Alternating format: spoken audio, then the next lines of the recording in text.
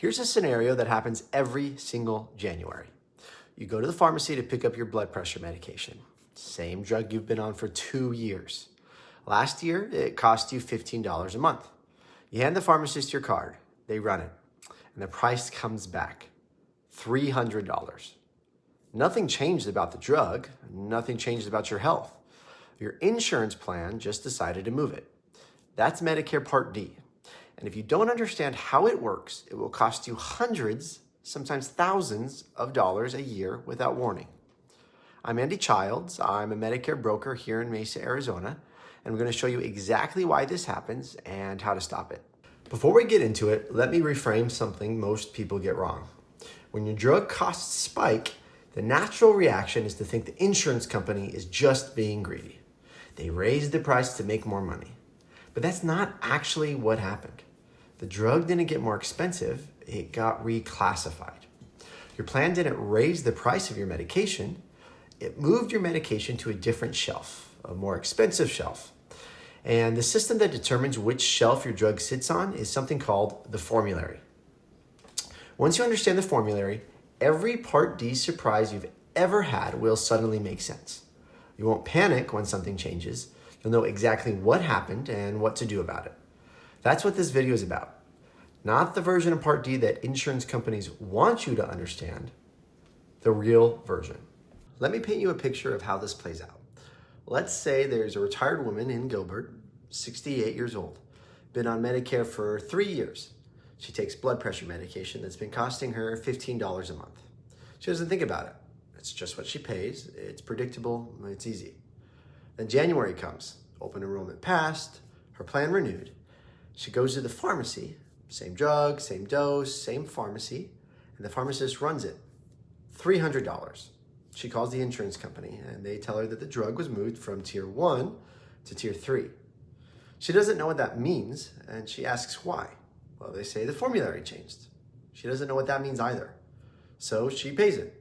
Or she asks her doctor to switch her to something cheaper. Or she just stops taking it, which happens more often than anyone in this industry wants to admit. That story plays out thousands of times every January across Arizona alone. And the reason it keeps happening is because nobody explains how the system actually works before it hits you at the counter. And that's what we're fixing right now. The formulary is the price list your Part D plan creates every year. Think of it as a menu at a restaurant, except instead of appetizers and entrees, it's organized into tiers. Each tier is a different price you pay out of pocket. Tier 1 is preferred generics, cheapest. You're paying maybe $5 to $15, sometimes even $0. Tier 2 is generics, still affordable, $15 to $30.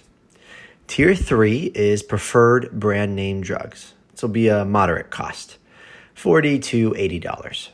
Tier 4 is non-preferred brand names drugs, expensive, $80 to $150 or more. And Tier 5 is specialty drugs, the most expensive tier. We're talking hundreds, sometimes thousands per fill. Here's the thing most people miss. The exact same medication can be in Tier 1 on one plan and Tier 3 on another. Same drug, different plan, different tier, different price. Why?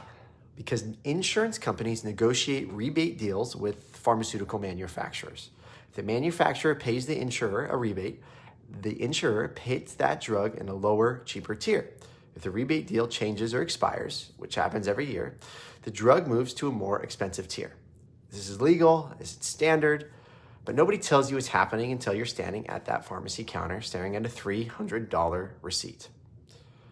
But knowing the tier system is only half of it, because sometimes the tier is fine, the drug is covered, and the price still blindsides you. And that's because of where you filled the prescription. Here's a scenario I see play out all the time. Imagine a guy in Mesa, he's 72, a veteran, been going to the same chain pharmacy for 15 years. Knows the pharmacist by name, his insulin prescription is written, he fills it there every month, and he pays full price. Not a copay, full price, $180 a month.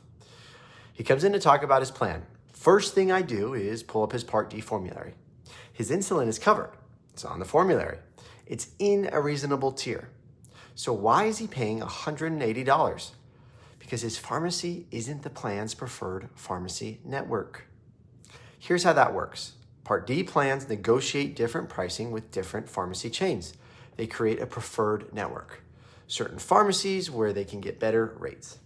If you fill your prescription at a preferred pharmacy, you get the contracted copay.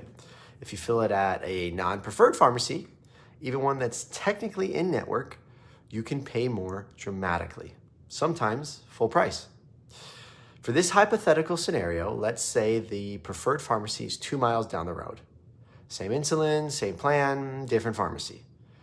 And the copay there would be $15 instead of $180. The insurance company didn't tell him, the pharmacy didn't tell him. He just paid. The lesson here is direct. It's not enough to know your drug is covered. You have to know it's covered at your specific pharmacy. If it's not, you need to find out which pharmacies in your plan's preferred network gives you the better price. This is a conversation you should have every single year during open enrollment. Because unlike the formulary, which is out of your control, the pharmacy you choose is entirely up to you. Now, sometimes you do everything right. You know your tier, you find the preferred pharmacy, and it still doesn't work out because the drug isn't on the formulary at all. And when that happens, you need to know how to fight back. Let's say you're in Chandler. You have cancer.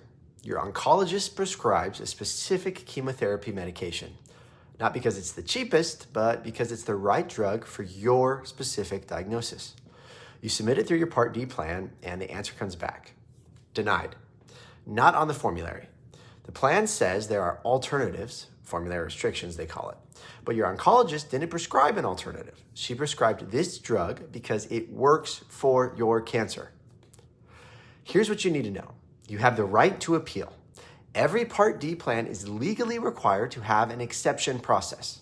If your drug is denied or not on the formulary, you can file a formal appeal and have your doctor submit a letter of medical necessity explaining why this specific drug is required and why the formulary alternatives won't work. The plan has to respond. For standard cases, they have 14 days. For urgent cases, like active cancer treatment, they have 72 hours. But in practice, this process can drag. Weeks of waiting, paying out of pocket in the meantime, stress on top of whatever health situation you're already in. Here's what I tell people. Don't wait. The moment your plan rejects a drug your doctor prescribed, file the appeal that day. Get your doctor's office involved immediately. Have them send a letter of medical necessity as fast as possible. Don't assume the plan is right. Don't assume your doctor's choice doesn't matter. It does.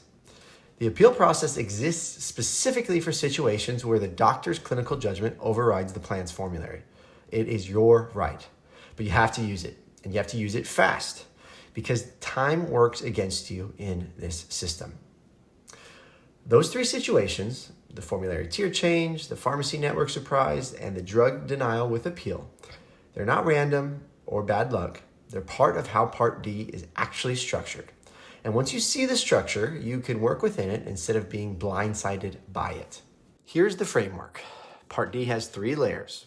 Layer 1, the formulary tier your drug is in. That determines your base cost. It can change every January without notice. Layer 2, the pharmacy you choose. Preferred pharmacy means contracted copay. Non-preferred pharmacy can mean full price for the exact same drug. Layer 3, the exception process. When your plan says no, your doctor can fight for you, but you have to act fast. Understand those 3 layers, and you understand how to navigate every Part D surprise that comes your way.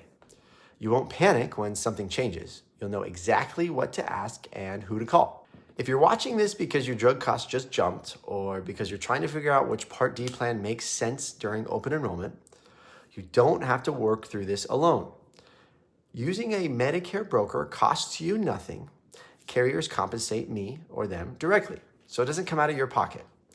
If you want to sit down and go through your specific medications, your pharmacy, and your plan option, there's a link in the description. It's a free consultation, no pressure.